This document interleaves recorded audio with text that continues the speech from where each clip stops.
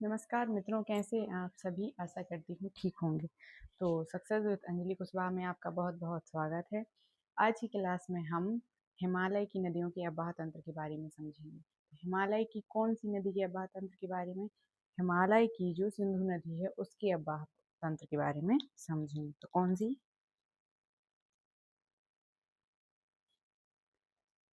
नदी? सिंधु।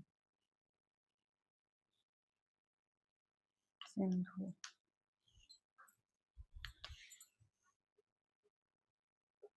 नदी अववाह तंत्र। ओके, तो सिंधु नदी अववाह तंत्र यहाँ से देख लेते हैं पहले भारत का नक्शा।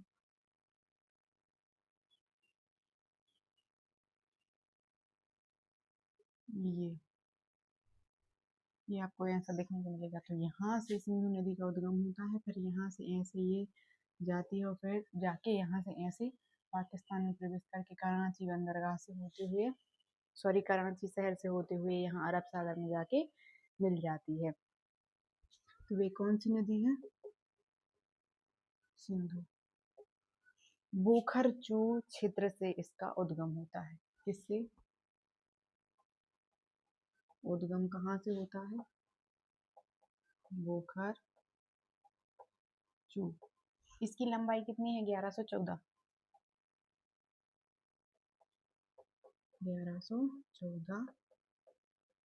किलोमीटर। ओके, इसका उद्गम पोखरचू स्थान से होता है और इसकी लंबाई 1114 किलोमीटर है। फिर इसके बाद हम देख लेते हैं इसकी सहायक नदियों के बारे में। सहायक नदियां इसकी श्योक, गिलगित, काबुल, जास्कर, ये सारी यहीं की सहायक नदियां हैं। इस स्थान की कौन कौन सी सहायक नदियों के बारे में देखते हैं। सहायक नदियां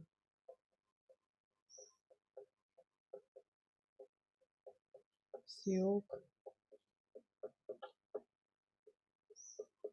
गिलगित, जास्कर, ओके आदि।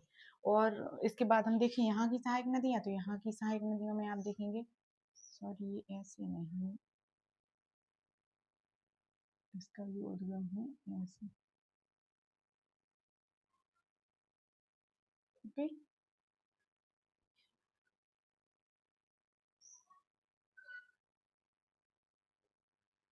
फिर इसकी जो मुख्य सहायक नदियां हैं उनमें सबसे पहले नंबर पे है झेलम, फिर चिनाब, फिर रावी, फिर सतलज, फिर ब्यास। ये पांचों जो है इसकी मुख्य रूप से सहायक नदियां हैं। तो ये इसकी सहायक नदियां हैं। अब बात करते हैं, केवल लद्दाख में प्रवाह इसका होता है भारत में यदि देखा जाए तो। केवल लद्दाख क्षेत्र में यहाँ से ऐसे होते हुए पाकिस्तान में प्रवेश कर जाती है। फिर इसके बाद हम देखते हैं कि इस जो सिंधु नदी है ये श्रीनगर क्षेत्र में, श्रीनगर क्षेत्र कौन सा है? ये वाला क्षेत्र श्रीनगर है। तो इसी क्षेत्र में ये विसर्प का निर्माण करते। विसर्प जानते हो? विसर्प ऐसे मतलब जैसे नदी नदी का प्रवाह भी दो प्रकार का होता है। एक तो ऐसे नदी सीधे प्रवाहित होती है, नदियां ऐसे भी प्रवाहित होती हैं, तो यही ये कहलाता है विसर्प। विसर्प का निर्माण करती है। ओके, इस क्षेत्र में ये जो है विसर्प का निर्माण करती है। किस क्षेत्र में? श्रीनगर क्षेत्र में। ओके, और केवल लद्दाख में इसका प्रवाह होता है, केवल इसी क्षेत्र में प्रवाहित होती है, फिर जाके पाकिस्तान में पाकिस्तान से होते हुए अरब सागर में चली जाती है। तो अब हम बात कर लेते हैं इसकी सहायक नदियों के बारे में थोड़ी सी डिटेल में। तो झेलम जो नदी है उसके बारे में समझते हैं। तो झेलम नदी का उद्गम बैरीनांग झील से होता है। कहाँ से? बैरीनांग के निकट है कौन सी? शेषनाग झील। किसका? सबसे पहले कौन सी नदी? झेलम। ये झेलम जो नदी है इसका उद्गम कहाँ से होता है? बैरीनांग के निकट।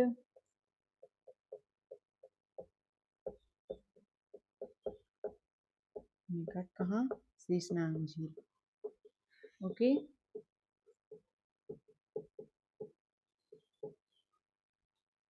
बैरीनांग के निकट शेषनाग झील से। ठीक है, फिर ये जो नदी है इसके बारे में हमें ज़्यादा कुछ नहीं समझना, सिर्फ इतना ही समझना है। और चूंकि हम इसके बारे में पढ़ रहे हैं अभी सिंधु नदी के बारे में, तो इसमें सिर्फ हमें यही समझना है कि झेलम जो नदी है बेरीनाग के निकट सीसनाग झील से निकलती है और जाके किसमें, सिंधु नदी में मिल जाती है। फिर झेलम के बाद दूसरे नंबर पे है चिनाब।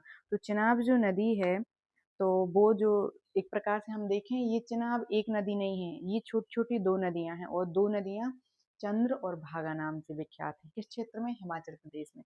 तो उस स्थान से जहाँ वो निकलती हैं, फिर जाके जब एक होती हैं, तो वहां उनका नाम क्या पड़ जाता है, चिनाब पड़ जाता है। ओके, तो सबसे पहले इसमें क्या लिखेंगे या फिर क्या समझेंगे, चंद्रभागा जो नदी है, ये दोनों अलग अलग नदियां हैं, चंद्र अलग और भागा अलग। ये दोनों जब आपस में एक इनका संगम होता है, तब उस स्थान से इनका नाम कैसे क्या पड़ जाता है, चिनाब नदी पड़ जाता है। ओके, और जो इसका उद्गम है वो आप देखेंगे कि हिमाचल प्रदेश के मतलब हिमालय पर्वत से ही इसका उद्गम हुआ है। ओके, किसका, चिनाब नदी का। फिर इसकी लंबाई के बारे में समझ लेते हो। लंबाई 1180 किलोमीटर है। कितनी, 1180। सिंधु की सबसे बड़ी जो नदी है, सबसे बड़ी जो सहायक नदी है, वो उसका, उसमें किसका नाम आएगा, चिनाब का। बगलिहार, सलाल, दुलहस्ती, ये सारी इस वक्त परियोजना है। कौन सी, दूसरे नंबर पे कौन सी, चिनाब। 1180 इसकी लंबाई है। ठीक है, फिर इसका नाम क्या, इसका एक उद्गम स्थल तो एक निश्चित ऐसा है नहीं, लेकिन चंद्र प्लस भागा, ये दोनों नदियां हैं, और जब ये दोनों आपस में मिलती हैं तो उनके संगम को क्या कहते हैं, चिनाब कहते हैं। ओके, चिनाब कहते हैं। फिर बगलिहाल, सलाल और दुलहस्ती, ये सारी क्या हैं, ये परियोजनाएं क्वेश्चन पेपर में आपको देखने को मिलेंगी। बगलिहार, सलाल, दुलहस्ती, ये सारी क्या है, परियोजना।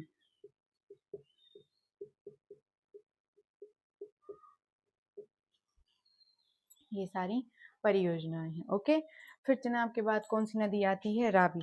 और एक चीज और, ये जो चिनाब नदी है, ये सबसे बड़ी नदी है, किसकी, सहायक नदी इसकी, सिंधु। ओके, सबसे बड़ी सहायक नदी। ओके, फिर इसके बाद कौन सी नदी आती है, रावी नदी। तो बृहद हिमालय का रोहतांग दर्रा। बृहद हिमालय हमने आपको एक पिछली एक क्लास में बताया कि बृहद हिमालय का जो हिस्सा है, यहाँ से लेकर यहाँ तक आप देखेंगे, सिंधु नदी के गाज से लेकर यहाँ अरुणाचल प्रदेश का जो नामचा बरवा है क्षेत्र है, उस स्थान तक जो बृहद हिमालय है वो फैला हुआ है। तो बृहद हिमालय का रोहतांग दर्रा, क्योंकि यहाँ यहाँ आपको देखने को मिलेगा। ओके, तो ये जो रोहतांग दर्रा है, उसी के निकट से रावी नदी का उद्गम होता है। कौन सा, रोहतांग दर्रा के निकट से, रोहतांग दर्रे के निकट से, और किस किस क्षेत्र में, बृहद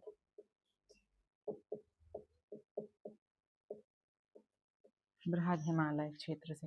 ओके, तो रावी भी जो है सिंधु नदी की सहायक नदी है, और चंबा घाटी में इसका प्रवाह होता है, सराय सिंधु के पास चिनाब में मिल जाती है। ये जो नदी है रावी, ये जाके चिनाब में मिल जाती है, कहाँ, सराय सिंधु के पास। चंबा घाटी में इसका प्रवाह होता है। ये जो चंबा घाटी है, इसी घाटी में इसका प्रवाह होता है, प्रवाह। और कहाँ जाके, सराय के यहाँ किस में मिल जाती है, सॉरी, सराय सिंधु के पास, सराय सिंधु के समीप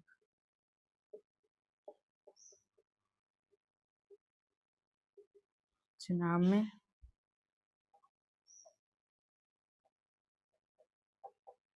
मिल जाती है। ओके, तो सराय सिंधु के पास किसमें, रावी नदी, ये जो है चिनाब नदी में मिल जाती है। फिर इसके बाद हम बात करें तो झेलम, चिनाब, रावी, सतलज। अब सतलज के बारे में बात करते हैं। तो सतलज हम आपको यहाँ समझा दे रहे हैं, ये 4 नंबर की नदी है। कौन सी, सतलज। तो सतलज नदी के बारे में समझ लेते हैं। सिपकीला दर्रा से इसका प्रवाह होता है और राक्षस ताल के निकट। कहाँ? राक्षस ताल के निकट। कौन सा? सिपकीला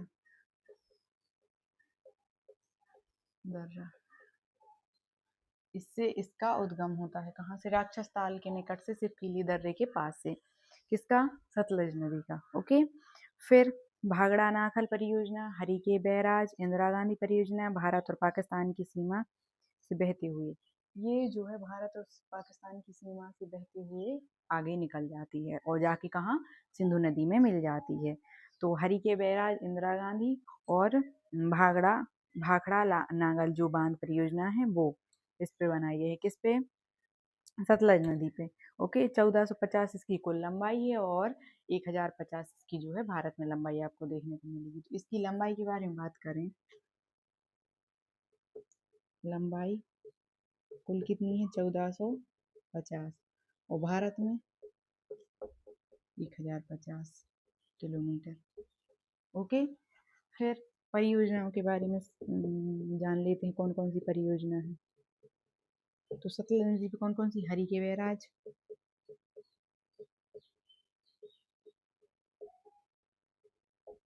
हरिके बैराज, फिर इंदिरा गांधी,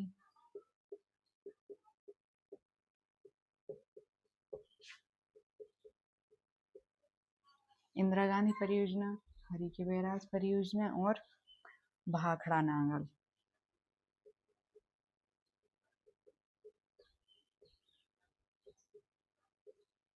भाखड़ा नांगल जो परियोजना है वो भी कहाँ पे आपको देखने को मिलेगी? सतलज नदी पे। ओके। और इसके बारे में हमें ज़्यादा कुछ नहीं समझना है, ये जाके फिर यहाँ सिंधु नदी में मिल जाती है। ठीक है। फिर 5वें नंबर पे देखते हैं ब्यास। जो ब्यास नदी है ये ज़्यादा बड़ी नदी नहीं है। रोहतांग के पास ब्यास कुंड से ही इसका उद्गम होता है और इंदिरा नहर इसी पे, जो सबसे लंबी, भारत की जो सबसे लंबी नहर है इंदिरा नहर, इसी पे बनाई गई है। किस पे? ब्यास नदी पे। और इसका जो प्रवाह है इन 5 नदियों में से आप देखेंगे इसका प्रवाह ही भारत में है। ओके। केवल प्रवाह कहाँ है? केवल भारत में।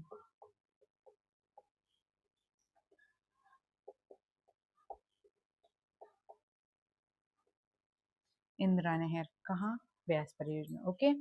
और फिर इसकी हम उद्गम के बारे में देखें तो रोहतांग और इसके नाम से ही इसका उद्गम रिलेटेड है, ब्यास कुंड। क्या? ब्यास कुंड। ठीक है। तो आज हमने क्या समझा? सिंधु नदी का आवाह तंत्र। तो सबसे पहले हमने सिंधु नदी की जानकारी ली। सिंधु कहाँ से इसका उद्गम होता है, कैसे? तो बोखरदू से इसका उद्गम होता है। इसकी लंबाई 1114 किलोमीटर है। सहायक नदियाँ श्योक, गिलगित, जास्कर, ये सारी यहाँ की सहायक नदियाँ हैं। ओके। और यहाँ पे देखा जाए झीलम, चिनाब, रावी, सतलज, ब्यास, ये जो नदियाँ हैं ये इसकी मुख्य नदियाँ हैं। और यहाँ पे आप देखेंगे कि भारत में भी पंजाब है और पाकिस्तान में भी पंजाब है। तो पंजाब जो नाम है वो क्यों पड़ा, आप इसको भी एक बार समझ लें। ये जिस स्थान पर नदियों का संगम होता है, 2 नदियों का, 3 नदियों का, तो उस स्थान का उस हिसाब से नाम बदल जाता है। तो जैसे ये जो क्षेत्र है यहाँ पे 5 नदियों का संगम होता है। यही जो 5 नदियाँ हैं झीलम, चिनाब, रावी, सतलज, ब्यास, ये सिंधु नदी में मिलती हैं। तो इससे जिस क्षेत्र का निर्माण होता है उसे क्या कहा जाता है? पंजाब, जो कि भारत और पाकिस्तान दोनों का ही एक राज्य है। ओके। भारत में अलग है, पाकिस्तान में अलग है, लेकिन उसका नाम क्या है? पंजाब है। ओके। तो झीलम के बारे में हमने समझा, बैरीनांग के निकट से स्नान झील से होता है। और चिनाब का 1180 इसकी लंबाई है। चंद्र प्लस भागा नदी से इसका जो है इनका जहाँ संगम होता है वहाँ पे चिनाब नदी इसका नाम पड़ जाता है। फिर बगलिहार, सलाल, दुल्हासी परियोजनाएं चिनाब नदी पे बनाई गई हैं। सबसे बड़ी जो सहायक नदी है यही है चिनाब। ओके। फिर रावी रोहतांग दर्रा के निकट से बृहद हिमालय। ओके। और चंबा घाटी में इसका प्रवाह होता है। सराय सिंधु के समीप चिनाव में मिल जाती है। क्या मिल जाती है सराय सिंधु के समीप चिनाव में? यही रावी नदी। ओके। रावी के बाद सतलज, राक्षस ताल के निकट से चिपकीला दर्रा के यहाँ से इसका जो है उद्गम होता है। इसकी कुल लंबाई 1450 है और इसकी केवल भारत में लंबाई 1050 है। परियोजनाएं हरिके बैराज, इंदिरा गांधी और भाखड़ा नाखल परियोजनाएं इस पे बनाई गई हैं। और ब्यास नदी के बारे में यदि हम समझे तो ब्यास कुंड से इसका जो है उद्गम होता है और प्रवाह केवल भारत में प्रवाहित होती है। और इंदिरा जो नहर है जो ब्यास नदी पे बनाई गई है वो भारत की सबसे बड़ी नहर है। तो आज के लिए इतना ही, मिलते हैं नेक्स्ट क्लास में, तब तक के लिए धन्यवाद।